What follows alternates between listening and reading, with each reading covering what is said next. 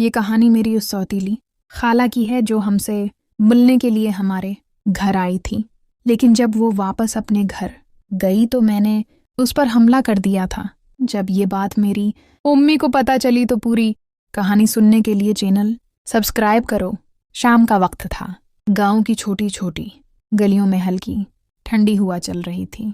मैं छत पर बैठा किताब पढ़ रहा था कि नीचे से अम्मी ने आवाज़ दी, बेटा ज़रा नीचे आओ, तुम्हारी खाला आई हैं।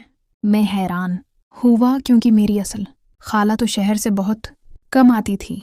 लेकिन जब नीचे गया तो देखा कि ये मेरी सौतीली खाला थी, अब्बू की सौतीली बहन की बीवी। इनका चेहरा देखते ही दिल की धड़कन बेवजह तेज हो गई। वो गंदमी रंगत, लंबे बाल और आंखों में एक अजीब कशिश रखती थी। उम्मी ने कहा, ये 2 दिन हमारे घर रहेंगी, काम भी है और शहर में अकेली नहीं जाना चाहती थी। मैं चुप सा रह गया, लेकिन दिल में एक अनजान सी खुशी महसूस हो रही थी। अगली सुबह वो सहन में बैठी कपड़ों पर सुतरी कर रही थी। मैं पानी लेने आया तो उन्होंने मुस्कुराकर कहा, तुम इतने खामोश क्यों रहते हो? कभी कभी बातें भी कर लिया करो। मैं हल्की सी मुस्कुराहट के साथ चल दिया, मगर उनकी मुस्कुराहट दिमाग में निशा बन गई। दोपहर को घर के सब लोग आराम कर रहे थे। मैं किचन में पानी पीने आया तो देखा वो खिड़की के पास खड़ी बाहर देख रही थी। मैंने आहिस्ता से कहा, खाला, शहर की जिंदगी कैसी है? वो चौंक कर बोली, गांव जैसी सादगी कहाँ मिलती है, मगर तन्हाई वहां भी है। इस जुमले में ऐसी उदासी छिपी थी कि मेरा दिल नर्म हो गया।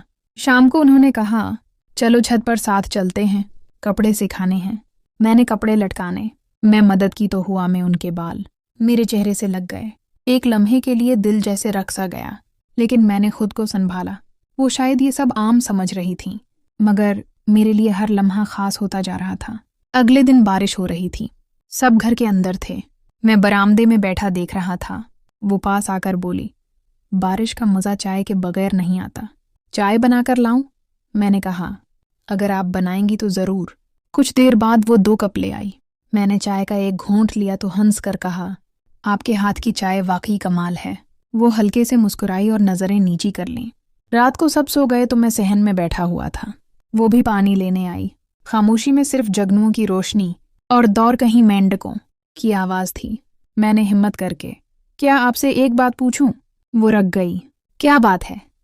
मैंने आहिस्ता कहा, क्या आप अपनी ज़िंदगी में खुश हैं?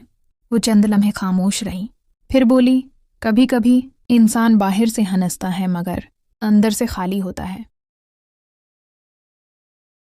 उस लम्हे मुझे लगा जैसे हम दोनों एक ही कश्ती के सवार हैं।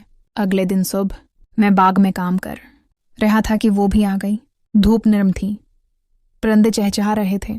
हम आम के दरख्त के नीचे बैठकर बातें करने लगे। वो अपने बचपन की कहानियां सुनाती रही, मैं सुनता रहा। वक्त का पता ही न चला। शाम को जब वो कपड़े समेट रही थी, मैं उनके करीब जाकर कहा, आपकी बातों में एक सुकून है। पता नहीं क्यों लगता है आपसे घंटों बात कर सकता हूँ। वो खामोश हो गई, मगर आंखों में हल्की सी नमी आ गई। इस रात दोबारा बारिश हुई। मैं छत पर जाकर खड़ा हो गया। कुछ देर बाद वो भी आ गई। मैंने कहा, आप बारिश में भीगती हैं? वो हंस पड़ी, कभी कभार जब दिल करे। फिर हम दोनों बारिश में खड़े हो गए। वो लम्हा ऐसा था जैसे वक्त थम गया हो, जैसे दुनिया में सिर्फ हम दोनों रह गए हों। अगली सुबह वो जाने की तैयारी कर रही थी। दिल में एक अजीब सा बोझ था। मैंने उनका बैग गाड़ी तक रखा। जाते हुए उन्होंने आहिस्ता से कहा, तुम अच्छे सुनने वाले हो, ये आदत कभी न छोड़ना। मैं कुछ कह न सका, बस इन्हें जाता देखता रहा।